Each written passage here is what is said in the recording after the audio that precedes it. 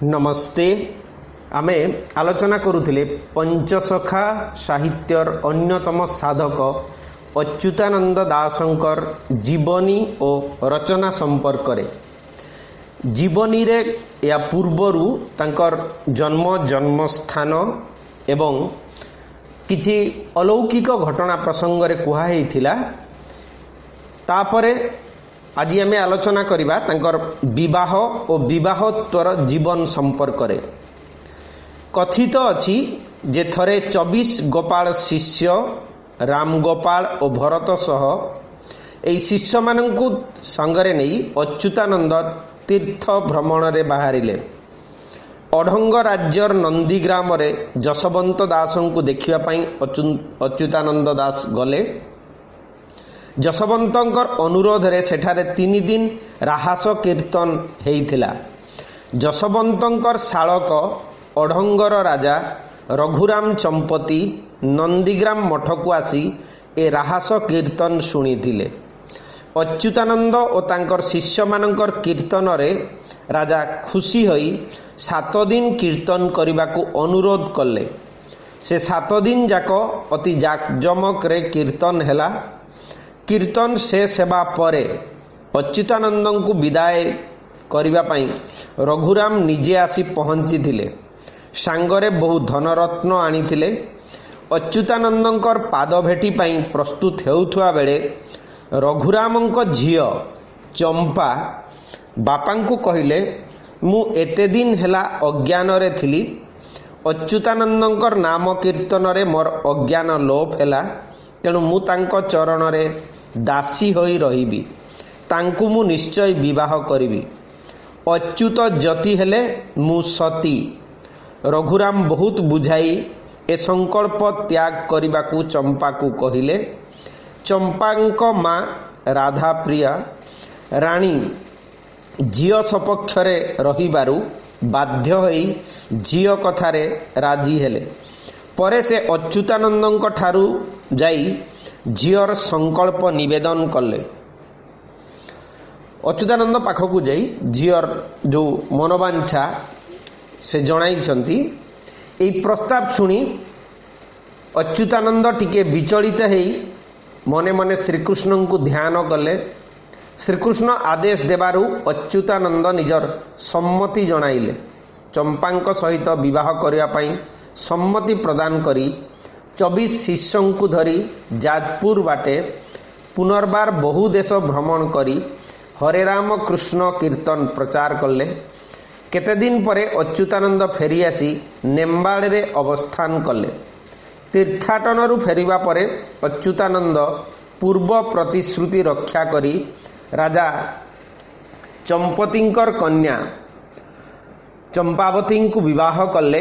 नेम्बाड़ रे निजर स्वतंत्र निलय निर्माण करी सेठारे सकुटुंब अवस्थान कले।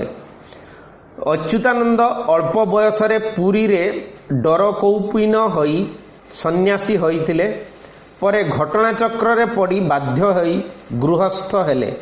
विवाह करिबा बेलकू अच्युतानंद यौवनावस्था अतिक्रमण करी नथिले बोली अनुमान करिछंती पंडित सूर्यनारायण दास। तेबे चंपावती गर्भरु ब्रज जार अन्य नाम गदाधर नाम रे एक पुत्र जन्म ग्रहण करिथिले। रणपुर रे मध्य तांकर अवस्थान थिला जेउठी हरिवंश रचना से करिथिले। एई नेम्बाड़ रे किछि काल रहिबा परे अच्युतानंदंकर अन्न संस्थान समस्या उपजी थिला। राजकन्या को विवाह करिबा परे स्वच्छंद रे चलिबा पक्षे तांको विशेष श्रम स्वीकार करने को पड़िथिबो। दरिद्र उदासी को बरी थिबारु राजकुमारी पितांकर सहानुभूति मध्य हराइथिबा संभव किंबा रघुरामंकर गृहरु यथोचित साहाय्य पाइबा अच्युतंक पक्षरे संभव होई नथिबो। डर कौपीनधारी उदासी सन्यासी गृह जंजाल रे एवं आर्थिक और मानसिक दुरवस्था रे पड़ी और सामाजिक निर्यातना भोग करी समय अतिबाहित करिथवा मध्य आलोचक माने कहंती। तेबे से अन्न अन्वेषण रे मध्य किछि काल अतिबाहित करिथिले। तांकर पवित्र धार्मिक जीवन और साधनारे मुग्ध होई विद्या उत्साही रणपुर राजा पद्मन नरेंद्र तांकु स्वराज्य को नहीं जाइथिले। एई रणपुर रे प्रसिद्ध मणिनाग पर्वतर एक योजन अंतर रे अवस्थित मझी ग्राम जार होची मझीगंड ग्राम मंझी खंड ग्राम बोली भी ताको कहंती तांकु राजा स्थान देले एवं भरण पोषण पई व्यवस्था करिदेले। हरिवंश रे कवि उल्लेख करिसंती रणपुर मध्य ग्रामे बास करी थाई पद्मन नरेंद्र पोषंती अन्न वस्त्र देई। पुणी से हरिवंश सप्तम खंड रे कहउचंती रणपुर सीमा मझी सेगंड ग्राम रे मोहर घर अटई तहिर मध्य रे। पुणी रणपुर मझी मु आखंड चले बसी करी थाई पद्मनाभ नरेंद्र मते अन्न देई पोषई। ये होची गोपालंक ओगाल रे से रचना करिसंती ओ लौडी। तेबे आलोचक माने कहती जे एथिरे किछि त्रुटि थाई पारे गोपालंक ओगाल ओ लौडी रे माने ग्रामर नामटी स्पष्ट भाव में जना पड़ू नहीं सेटा मझी ग्राम कि मझी खंड ग्राम किंबा मझी गंड ग्राम एथिरु केउटी ठीक कहिबा संभव हेउ नहीं। तेबे पद्मनाभ नरेंद्रंकर आश्रय रे रहिथिला बेले अच्युतानंद निज गुरुगिरी त्याग करि नथिले। गुरु रूपे गोपाल कुल तांकु ग्रहण करिथिला एवं से गोपाल गुरु और महंत पदवी व्यवहार करुथिले। से हरिवंश रे मध्य से लिखिछंती सबु गोपाल मानंकु नाम दीक्षा दिए श्रीकृष्ण पाद पद्म रे चित्त मर थाए। पुणी तेणु गोपाल कूल रे बोलाई महंत दया करी छंती जोहु कमलार कांत। एई रणपुर रे बास करुथुबा बेले कविंकर वृद्धावस्था उपस्थित हो जाइथिला। से एई वृद्धावस्था रे मध्य लेखनी चालना करुथिले एवं तांकर स्वभाव मध्य बालक स्वभाव परि निर्मल थिला। एई गोपालंक ओगाल और लौडी गीत रे सूचित हेछि मु बालुत मती किछि ज्ञान नाही मोर नुहई जे वृद्ध मुहि बालुत जे देख। एमिति हिसाब रे लेखा है। तेबे तार प्रतीकात्मक अर्थ भिन्न हबो।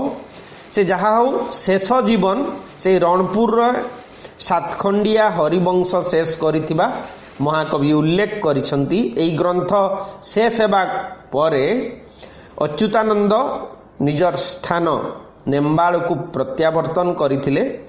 एई नेम्बाड़ रे साधन भजन रे काल अतिबाहित करुथिले एवं अति वृद्ध बयस रे तांकर देहांत हेइथिबा आलोचक माने कहिसंती। तेबे तांकर जाति स्मर संपर्क रे आलोचक माने जहा कहंती से मध्य जहा उल्लेख करिसंती तांकर जो शून्य संहिता रे एवं अन्यान्य ग्रंथ रे सेठु से कहिसंती जे द्वापर युग रे श्रीकृष्णंकर सखा थिबा विषय से उल्लेख करिसंती। शून्य संहितार बहु स्थान रे से कहउचंती पूर्व जन्मे तुम्भ आंभ कृष्ण संगे जेणु स्फुरिला परम पद कही देलु तेणु। सेपरि पद न स्फुरिबा स्थान रे स्वयं श्रीकृष्ण पद कही दियंती बोली मध्य कवि लिखिछंती शून्य संहितार चतुर्थ अध्याय रे।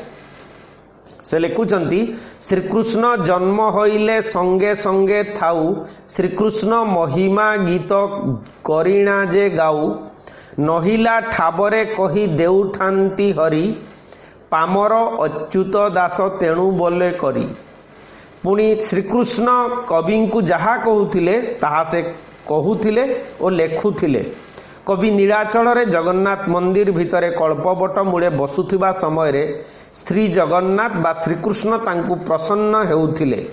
शून्य संहितार पंचम अध्याय रे से लिखुचंती अच्युत दासर बट मूलरे निवास बट पुटिया को नित्य करी थाई आस से जहा कहंती ताहा कहू थाई बसी कहिबा ता लक्ष्य करी सुन गप शिशी।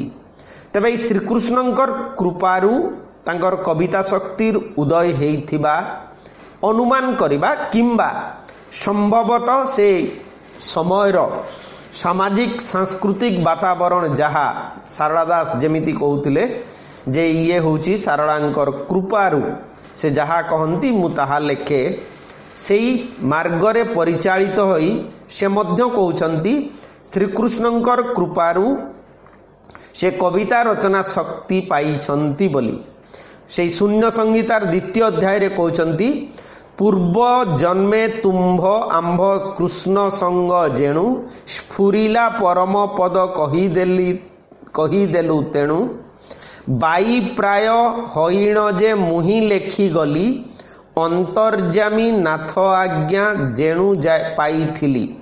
पुणी से शून्य संगीतार 19 नंबर अध्याय रे कहउचंती श्रीहरिंकी ध्याई मनरे मजाई अदृश्यटी दृश्य होई पद्म पादे चित्त थिबार नियत पद तहु स्मरु थाई से जहा कहंती मुताहा लिहई से जाने एथि विचार पाद पद्मे चित्त भणई अच्युत चित्त मोर निराधार।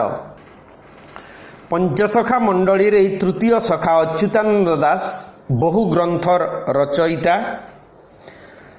अनाकार संहितारे से निज रचित ग्रंथ गुड़िकर संख्या संबंध रे एमिति उल्लेख करिसंती 36 संहिता 78 गीता वंशानु सप्तविंशरे उपवंशानु 12 खंड बेनी भविष्य शत खंडरे पद पद्यावली लक्षे कजे ग्रंथ सबु श्रीकृष्ण महिमा तो आगे कहिलु बरज कुमार ब्रह्म सारस्वत सीमा। अर्थात से 36 संहिता 78 गीता 27 वंशानुचरित 12 उपवंशानुचरित 100 खंड भविष्यत मालिका पद्य पद्यावली ढग ढमाड़ी भजन बाखर प्रभृति लक्षे ग्रंथर रचयिता थिले। एठारे लक्षे ग्रंथर अर्थ बहु संख्यक ग्रंथ बा असंख्य ग्रंथ। तबे विभिन्न आलोचकंकर प्रदत्त ग्रंथ सूचीक मध्यरु जो प्रकाशित और अप्रकाशित ग्रंथ गुड़िक मिलुची तार संक्षिप्त सूचना एमिति भावरे कुआ जाई परिबो।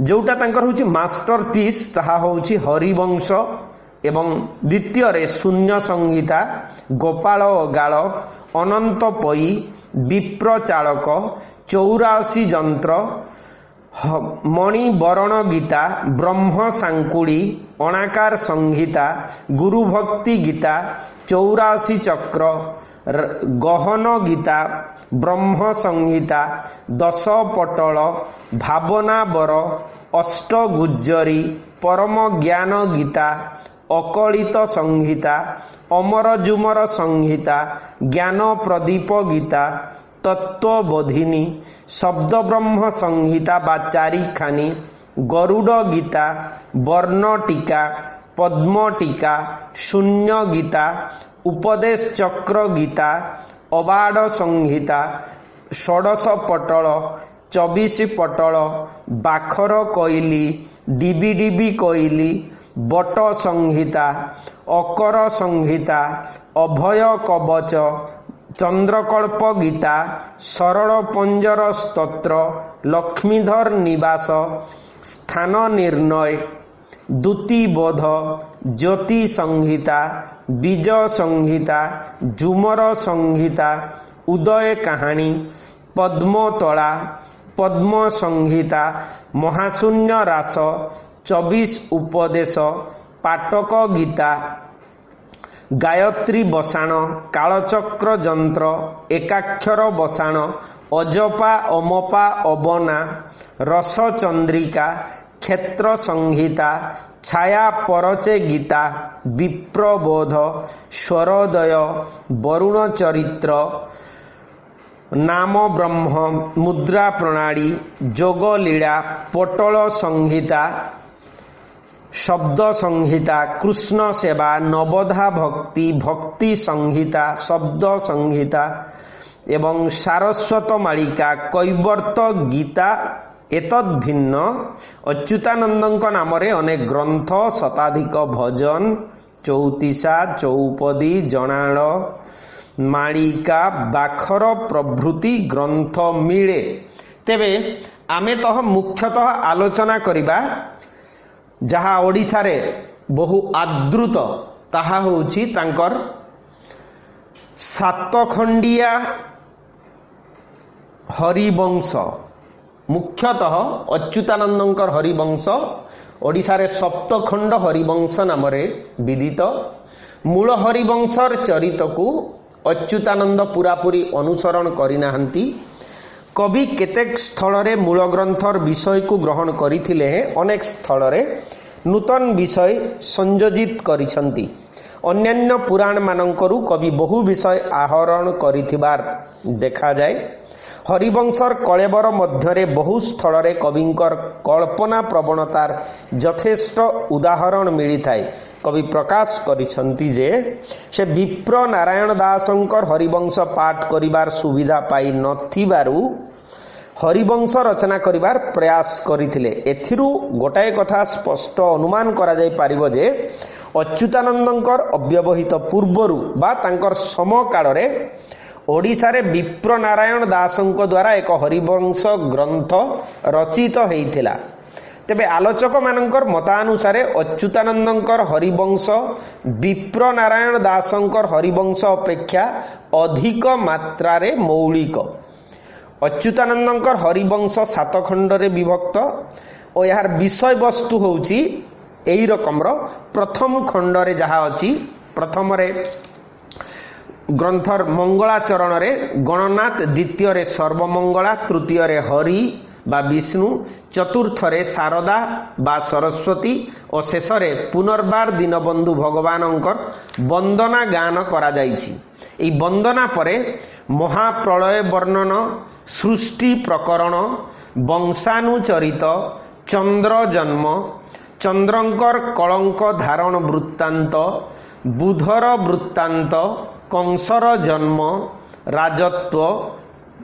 ରାଜତ୍ୱ ପ୍ରାପ୍ତି ଓ ଗୌତମ ଋଷିଙ୍କର ଶାପ ଏବଂ ବଳି ବାମନ ଚରିତ, ଦେବକୀ ଓ ଦୈବକୀ ବିବାହ, କଂସ ନାରଦଙ୍କର ମନ୍ତ୍ରଣା ଓ ଅଷ୍ଟମଲ୍ଲ ଭେଟ, କଂସ ଓ ଅଷ୍ଟମଲ୍ଲଙ୍କର ପୂର୍ବଜନ୍ମ ବୃତ୍ତାନ୍ତ, ରକ୍ଷ ଭକ୍ଷ ଯୁଦ୍ଧ, କଂସର ରାଜ୍ୟାଭିଷେକ, କଂସର ଦିଗ୍ବିଜୟ ଓ ଦ୍ରୁମିଳ ବଧ, ଦ୍ରୁମିଳର ପୂର୍ବଜନ୍ମ ବୃତ୍ତାନ୍ତ ଓ ନହୁଷ ଚରିତ, କଂସର ମଗଧ ଦେଶ ଯାତ୍ରା ଓ ହେତି ପ୍ରହେତି ବିଭା, ସୌଦାସ ଓ ବାଣାସୁରର ପରାଜୟ ସ୍ୱୀକାର, କଂସର ଦକ୍ଷିଣ ଦିଗ୍ବିଜୟ ଓ ନାରକାସୁରର ପରାଜୟ, କଂସର ସ୍ୱର୍ଗପୁର ଆକ୍ରମଣ ଓ ଦେବତାମାନଙ୍କର ସରସ୍ୱତୀ ସ୍ତୁତି,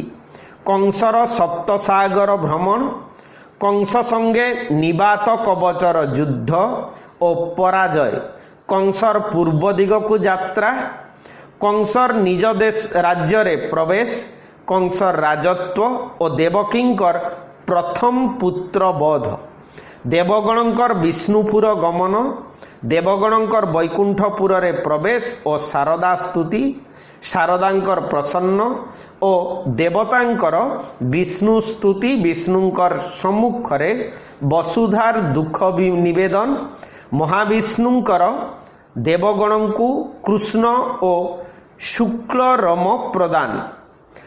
এইটি প্রথম খণ্ড সরিলা পরে দ্বিতীয় খণ্ডরে মেরু জন্ম, অষ্টগিরি জন্ম, ত্রিপুরা চাণ্ডাଳ চরিত, বিষ্ণু রম মহিমা কথন, বিষ্ণু রম বৃত্তান্ত কথন, কশ্যপ অদিতিঙ্কর শাপ বৃত্তান্ত, শ্রীবিষ্ণুঙ্কর যোনি জন্মর কারণ, মহাদেবঙ্কর অনাদিঙ্ক ঠারু শাপ প্রতি प्रायश्चित श्रवण, ब्रह्मज्ञान, गोपपुर वर्णना, दुर्गा स्तुति और देवींकर वरदान, अदितिंकर मानुषी जन्म कथन, शंकर उग्रसेन रूपे जन्मग्रहण वृत्तांत, देवकींकर षड्पुत्र जन्म और कंस द्वारा निधन, कंस सभा, ଦେବକୀଙ୍କର ଶୋକ ଓ ଯମୁନା କୂଳରେ ଯଶୋଦାଙ୍କ ସଙ୍ଗେ ଭେଟ, ଦେବକୀଙ୍କର ଗର୍ଭପାତ ଏବଂ ରୋହିଣୀଙ୍କର ଗର୍ଭଧାରଣା, ବଳରାମଙ୍କର ଜନ୍ମ, ବସୁଦେବଙ୍କ ଛାମୁରେ ଗର୍ଗମୁନିଙ୍କର ବଳରାମଙ୍କର ଭବିଷ୍ୟତ କଥନ, ନାରଦଙ୍କର ପରାମର୍ଶରେ ବଳରାମଙ୍କର ଗୋଗଷ୍ଠରେ ପ୍ରବେଶ, ଗୋପପୁରରେ ବଳରାମଙ୍କର ଆବିର୍ଭାବ ଏବଂ ନନ୍ଦଙ୍କର ପୁତ୍ର ପ୍ରାପ୍ତି, ରୋହିଣୀଙ୍କର ଶୋକ, ବଳରାମଙ୍କର ନାମକରଣ, ଦେବକୀଙ୍କର ସ୍ୱପ୍ନ ଦର୍ଶନ, ଦେବକୀଙ୍କର ଅଷ୍ଟମ ଗର୍ଭ ସଞ୍ଚୟ ଓ କଂସର ଅଦ୍ଭୁତ ସ୍ୱପ୍ନ ଦର୍ଶନ, ଦେବକୀଙ୍କର ସାଙ୍କୁଡ଼ି ବନ୍ଧନ ଓ ସର୍ବମଙ୍ଗଳା ସ୍ତୁତି, ହରି ଜନ୍ମ, ଶ୍ରୀକୃଷ୍ଣଙ୍କୁ ଘେନି ବସୁଦେବଙ୍କର ଗୋପପୁର ଗମନ ଓ ବିଜୁଳି କନ୍ୟା ଦ୍ୱାରା କଂସର ମୃତ୍ୟୁଭେଦ କଥନ, ବ୍ରଜ ମତରେ ହରିଜନ୍ମ ଓ ନନ୍ଦୋତ୍ସବ, କାଳନେମି ତପସ୍ୟା ଓ ଦର୍ପଣ ଶିଳା ବୃତ୍ତାନ୍ତ, କଂସର ମନ୍ତ୍ରଣା, ପୂତନା ବଧ, ନନ୍ଦଙ୍କର ଅରିଷ୍ଟ ଶାନ୍ତି, ପୂତନାର ସାପ ବିବରଣ, ଲବଣୀ ଯାତ୍ରା, ଚାର ମୁଖରୁ ପୂତନାର ବଧବାର୍ତ୍ତା ଶୁଣି କଂସର ଖେଦ ଓ ତୃଣାବର୍ତ୍ତର ଗୋପପୁରରେ ପ୍ରବେଶ, ତୃଣାବର୍ତ୍ତ ବଧ, ତୃଣାବର୍ତ୍ତର ସାପ ବୃତ୍ତାନ୍ତ, ଶ୍ରୀକୃଷ୍ଣଙ୍କର ଉଠିଆରି ଉତ୍ସବ ଓ ତୃଣାବର୍ତ୍ତ ବଧ ଯୋଗୁଁ କଂସର ଖେଦ, ଶ୍ରୀକୃଷ୍ଣଙ୍କର ଦଳି ଶୟନ, ଶ୍ରୀକୃଷ୍ଣଙ୍କର ନାମକରଣ, ନନ୍ଦଙ୍କର ଯମୁନା ମନ୍ଥନ ଓ ଶ୍ରୀକୃଷ୍ଣଙ୍କ ଦ୍ୱାରା ଉଦ୍ଧାର, ଶକଟାସୁର ଗୋପନଗରରେ ପ୍ରବେଶ ଓ ନିଜ କାୟା ଗୋପନ, ଶକଟାସୁର ବଧ, ଶକଟାସୁରର ପୂର୍ବ ସାପ ବୃତ୍ତାନ୍ତ, କଂସ ଛାମୁରେ ଦୂତର ଗୋପ ବୃତ୍ତାନ୍ତ ବର୍ଣ୍ଣନ, ଶ୍ରୀକୃଷ୍ଣଙ୍କର ବାଲ୍ୟଲୀଳା, ନନ୍ଦଙ୍କର ଦୁର୍ଗା ପୂଜା ଓ ଜାମଳାର୍ଜୁନ ଭଞ୍ଜନ, ଜାମଳାର୍ଜୁନ ସାପ ବୃତ୍ତାନ୍ତ, ଅର୍ଜୁନ ବୃକ୍ଷ ଭଞ୍ଜନ ବାର୍ତ୍ତା ଶ୍ରବଣରେ କଂସର ଭୟ ଓ ମନ୍ତ୍ରଣା, ଶ୍ରୀକୃଷ୍ଣଙ୍କର ମୃତ୍ତିକା ଭକ୍ଷଣ ଓ ଯଶୋଦାଙ୍କର ବିଶ୍ୱରୂପ ଦର୍ଶନରେ ଦ୍ୱିତୀୟ ଖଣ୍ଡ ହରିବଂଶର ସମାପ୍ତି ହୋଇଛି। ତାପରେ ଆରମ୍ଭ ହୋଇଛି ତୃତୀୟ ଖଣ୍ଡ। ଦୂତିକା ଠାରୁ ପୂର୍ବ ବୃତ୍ତାନ୍ତ ଶୁଣି ଶ୍ରୀକୃଷ୍ଣଙ୍କର ରାସଲୀଳାର ଉଦ୍ୟମ, ଶ୍ରୀକୃଷ୍ଣଙ୍କର ରାଧିକାପୁରରେ ପ୍ରବେଶ ଓ ଶ୍ରୀକୃଷ୍ଣଙ୍କ ପ୍ରତି ରାଧିକାଙ୍କର ଭର୍ତ୍ସନା, ଶ୍ରୀକୃଷ୍ଣଙ୍କର କୁଞ୍ଜବନରେ ପ୍ରବେଶ ଓ ମୋହନ ବଂଶୀ ପ୍ରାପ୍ତି, ବଂଶୀ ସ୍ୱନ ଶ୍ରବଣରେ ରାଧିକାଙ୍କର ମନ ଉଚ୍ଚାଟ, ଚନ୍ଦ୍ରସେଣାପୁରରେ ରାଧାଙ୍କ ନିକଟରେ ଶ୍ରୀକୃଷ୍ଣଙ୍କର ବାଳକ ରୂପ ଧାରଣ, ଶ୍ରୀକୃଷ୍ଣଙ୍କର ଦୋଳ ଯାତ୍ରା, କାଳୀୟ ଦଳନ, ଗାରେଡି ମନ୍ତ୍ର, ଷଣ୍ଢା ଓ ବକାସୁର ବଧ, ଷଣ୍ଢା ଓ ବକାସୁରର ପୂର୍ବଜନ୍ମ ବୃତ୍ତାନ୍ତ, ଭୂତ କେଳି, ବୃନ୍ଦାବତୀ ଚରିତ, ରାଧାଙ୍କର ମାନଭଞ୍ଜନ ଓ ଚନ୍ଦ୍ରସେଣାଙ୍କର ଅପମାନ, ଯଶୋଦାଙ୍କୁ ଶ୍ରୀରାଧାଙ୍କର ରତ୍ନମାଳା ପ୍ରଦାନ ଓ ବତ୍ସାହରଣ, ଅଘା ଓ ବତ୍ସାସୁର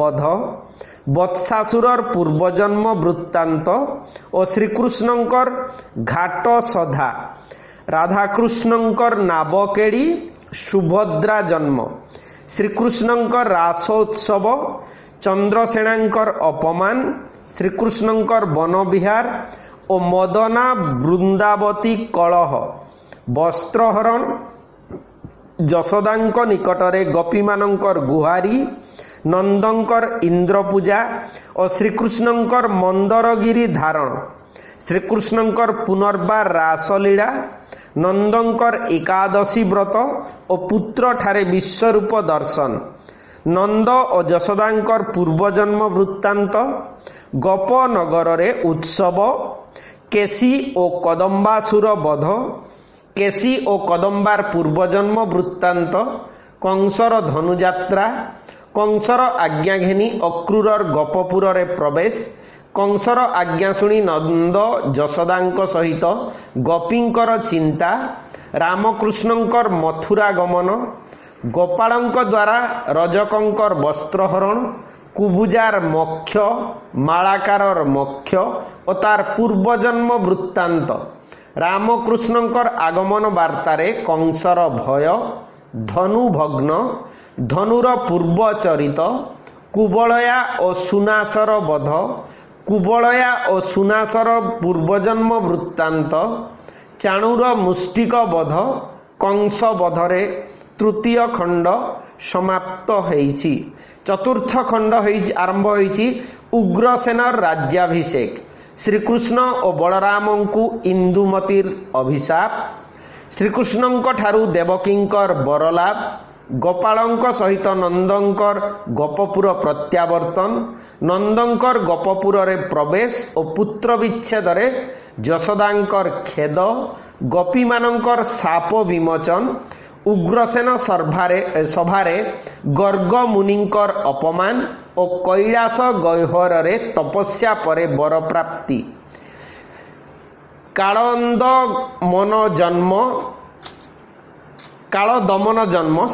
इंद्रंक आदेश रे नारदंकर मथुरा गमन, सांदीपनींक निकटरे विद्या शिक्षा निमित्त रामकृष्णंकु नारदंकर आदेश एवं वसुदेवादि जादवंकर खेद, विद्या पठनार्थे रामकृष्णंकर अवंतीपुर को गमन और व्यास आश्रम रे प्रवेश, सांदीपनींकर गृह रे रामकृष्णंकर प्रवेश और विद्या पठन, दामोदर विप्र सहित श्रीकृष्णंकर मित्रता स्थापन और दक्षिणा पाई श्रीकृष्ण को गुरु पत्नींकर प्रार्थना, कृष्ण जमपुरु गुरुपुत्र को आनिबा और रामकृष्णंकर गुरुगृहरु प्रत्यावर्तन, सांदीपनींकर पूर्व शाप विवरण, रुक्मिणींकर स्वयंवर उपलक्षे राजा मानंकर आगमन और स्वयंवर सभा वर्णना, रुक्मिणींकर साक्षातरे सखी द्वारा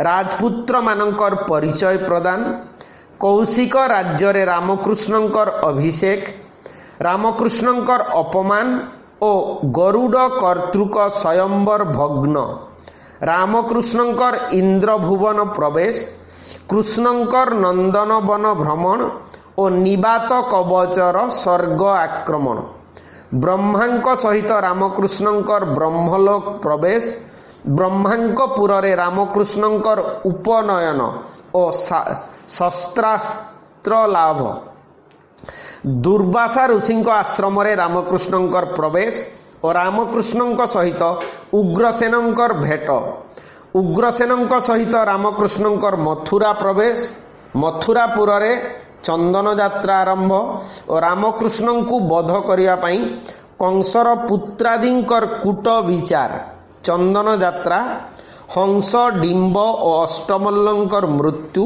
एवं मथुरा नरनारींकर शोक, हेती प्रहेतींकर जरासंधंक निकट को गमन और दुख निवेदन रे सरीची चतुर्थ खंड, सेठू आरंभ होईची पंचम खंड जरासंध धाड़ी, उग्रसेन और जादव मानंकु रामकृष्णंकर आश्वासना और सैन्य सज्जा, जरासंधर सैन्य मानंक मध्यरे रामकृष्णंकर प्रवेश और कपटरे पलायन, जरासंधर सैन्य सहित रामकृष्णंकर युद्धारंभ, सुरथ सहित दंतवक्र प्रभृतिंकर युद्ध और पराजय, कृष्णंक सहित जरासंधर युद्ध और ब्रह्मशक्ति प्रयोग, बलदेवंक सहित रुक्मणर युद्ध और पराजय, जरासंध सहित रामकृष्णंकर द्वितीय बार युद्ध और पलायन, जरासंधर तृतीय बार धाड़ी, जरासंधर चतुर्थ बार धाड़ी, जरासंधर पंचम बार धाड़ी, जरासंधर षष्ठ बार धाड़ी, जरासंधर सप्तम बार धाड़ी, उग्रसेन सहित जादवंकु घेनी रामकृष्णंकर मथुरा प्रवेश, वर्षा ऋतु वर्णना और कृष्णंकर गोप चिंता, उद्धवंकर गोपपुर यात्रा और वृंदावन शोभा दर्शन, उद्धवंकर गोपपुर रे रामकृष्णंकर वार्ता प्रदान, अक्रूरर बारुणावंतपुर रे प्रवेश एवं अर्जुनंकर कृष्णंक निकट को गमन, जरासंधर अष्टम बार धाड़ी, श्रीकृष्णंकर युद्ध रे शिशुपालर पराजय और नंदी घोष रथरे बंधन, जरासंधर नवम बार धाड़ी परशुराम सहित रामकृष्ण साक्षात जरासंधर दशम बार धाड़ी क्रमान्वय जरासंधर एकादश ठारू पंचदश बार धाड़ी गोपपुर उद्धवंकर प्रत्यावर्तन जरासंधर षोडश एवं सप्तदश बार धाड़ी जरासंध कर्तृक गमंतगिरी दहन बलराम सहित जरासंधर युद्ध और कृष्णंकर बारुणावंतर प्रवेश जरासंधर मोह एवं बलदेवंकर गोपपुर प्रवेश कृष्णंकर मथुरापुर प्रवेश जरासंधर अष्टादश बार धाड़ी उग्रसेन निकटकू काल दमनर चिटाऊ कृष्णंकर द्वारकागढ़ निर्माण और द्वारकार यादव मानकर अवस्थिति मुचुकुंद कोपानल काल दमन भस्म मुचुकुंद गंधर्वर पूर्व वृत्तांत और कृष्णंकर स्वर्गपुर गमनांतर द्वारका प्रवेश अर्जुनंक सहित सात्यकीर बारुणावंत गमनरु और गोपनग्र सुभद्रांकु आनयन मथुरारे सुरथर अभिषेक द्वारकापुरी वर्णन और देवता मानकर श्रीकृष्ण को देखिबा पई द्वारका आगमन रे हरिवंशर पंचम खंड समाप्त होईची आरंभ होईची षष्ठ खंड आरंभ होईची सूर्य स्तुति रे रुक्मिणींकर विवाह निमंते भीष्मंकर वर अन्वेषण शिशुपाल को वरण करिया पई रुक्मणर गमन और रुक्मिणींकर दुर्गा स्तुति रुक्मिणींकर बरलाभ और कृष्णंक प्रति दूत प्रेरण कृष्णंकर रुक्मिणी प्रदत्त चिटाऊ ग्रहण और कुशीनगर अभिमुखरे यात्रा कुशीनगर रे शिशुपालर प्रवेश और विद्याधर ब्राह्मणर पूर्व शाप विवरण बलरामंक सहित यादव मानकर कुशीनगर रे प्रवेश और कृष्णंक कर्तृक रुक्मिणी हरण यादवंक सहित राजा मानकर गोल युद्ध और रुक्मण बंधन बलरामंक सहित जरासंधर युद्ध और पराजय एवं विवाह वेदी रे शिशुपालर अपमान कृष्ण को जिणिबा पई रुक्मणर तपस्या ब्रह्मादि देवगणंकर द्वारका प्रवेश और रुक्मिणींकर विवाह दुर्वासांकर द्वारका गमन और रुक्मिणींकर रजकष्ठी गणना रुक्मिणींकर वंदापना ब्रह्महत्या पापखंडन निमित्त शिवंकर जोग साधना हर कपानल रे मदनर भस्म और रति विलाप रतिर शिवस्तुति और बरलाभ कार्तिकेय जन्म तारकासुर वध ब्रह्मांक उपदेश रे रतिर तपस्या शंबरासुर द्वारा रति हरण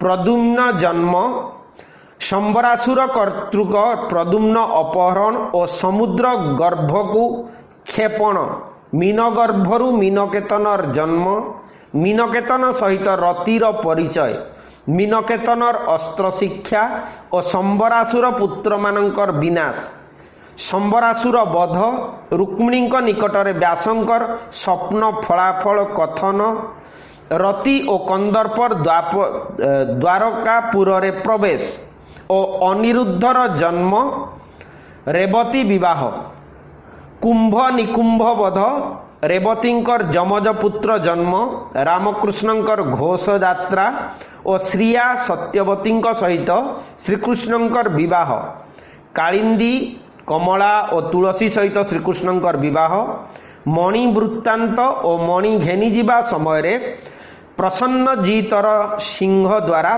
बध सम्मंतक मणि अन्वेषण रे श्रीकृष्णंकर यात्रा कृष्णंक सहित जाम्बवानर युद्ध द्वारकारे कृष्ण रूपी कुशपुत्तलिका दहन श्रीकृष्णंक द्वारा जाम्बवानर पराजय और जाम्बवती सहित कृष्णंकर विवाह सत्यभामा परिणय सत्यभामा वंदापना शतधनुर शिरच्छेद पांचाल देश रे द्रौपदी स्वयंवर नरकासुर वध पारिजात हरण नृग राजा मोक्षण, श्रीकृष्ण द्वारा पुंडरीक वासुदेव और काशी राजा बध एवं बलराम द्वारा द्विविध बानर मृत्यु, शांबर लक्षणा कन्या परिचय, जरासंध वध, युधिष्ठिरंकर राजसूय जाग और कृष्णंकर शिशुपाल वध, राजसी सभारे दुर्योधनर अपमान, शाल्य द्वैत वध, बलरामंकर तीर्थ भ्रमण, दामोदर पंडा कृष्ण भक्ति, कुरुक्षेत्र महात्म कथन, शिवंकर रक्षा पाई विष्णुंक मायारे भस्मासुरर मृत्यु, भृगु उपाख्यान, विप्र पुत्रर पुनर्जीवन लाभ, 16,000 नायिकांक सहित श्रीकृष्णंकर जल केड़ी एतिकिरे सरीची षष्ठ खंड। परवर्ती समय सप्तम खंड आलोचना करिबा एवं तार वैशिष्ट्य सहित वर्णना चातुरी एवं अन्यान्य प्रसंग रे आलोचना हेबो। कमेंट रे जहाँ चाहिए लिखि पारिबे। नमस्ते, धन्यवाद।